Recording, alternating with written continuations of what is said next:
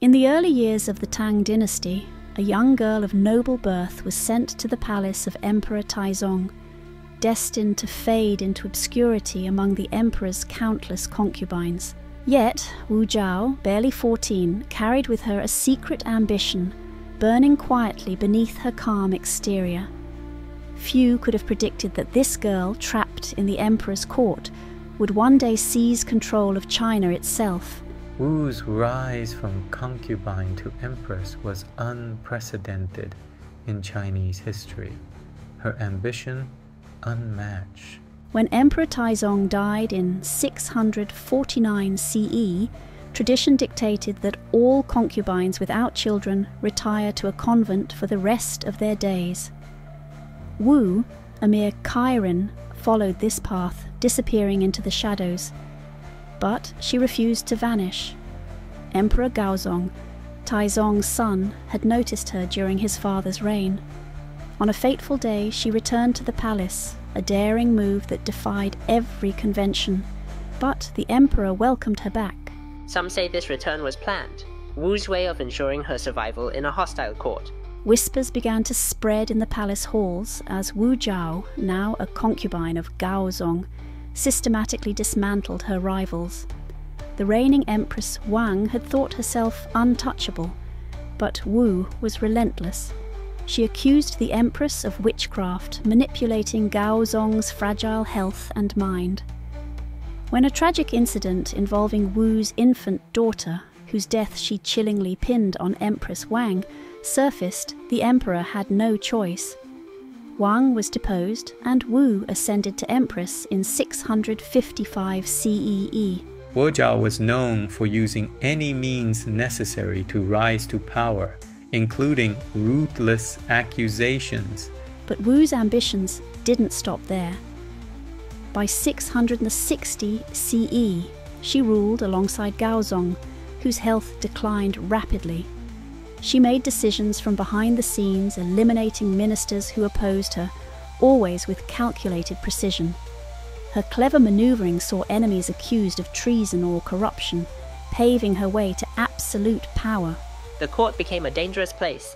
Her enemies vanished overnight, often without a trace. With Gaozong's death in 683 CE, Wu moved swiftly.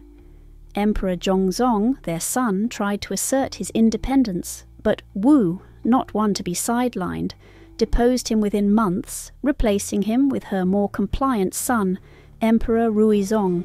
The court trembled in the face of her dominance, yet none dared challenge her openly.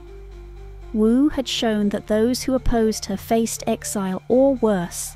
Her control over the empire was absolute. She was both feared and respected. In 690 CE, in a move that shocked even her closest allies, Wu Zetian proclaimed herself emperor, the only woman to ever hold the mandate of heaven in China's history. She renamed the dynasty the Zhou and ruled with an iron grip. Her reign was marked by reforms that consolidated power in the central government and gave merit-based promotions to those loyal to her. She used Buddhism rather than Confucianism to legitimize her rule, commissioning grand temples and statues, including the towering Buddha of Longmen Grottoes, as symbols of her divine right. The Longmen Grottoes stand today as a testament to her reign, a fusion of power and faith. But her reign was not without conflict. Opposition brewed within her own family. Sons who had once been tools of her ambition grew weary of her iron fist. Court officials plotted in the shadows, but Wu, ever watchful, crushed every rebellion with ruthless efficiency. She exiled, poisoned, or executed anyone suspected of disloyalty, earning a reputation both feared and respected. Wu's ruthlessness ensured that her throne remained unchallenged for decades.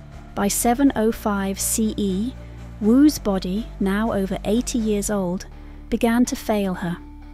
Her grip on the throne loosened, and under pressure from court factions, she reluctantly abdicated, her son Zhongzong reclaiming the throne. Even then, her legacy was undeniable.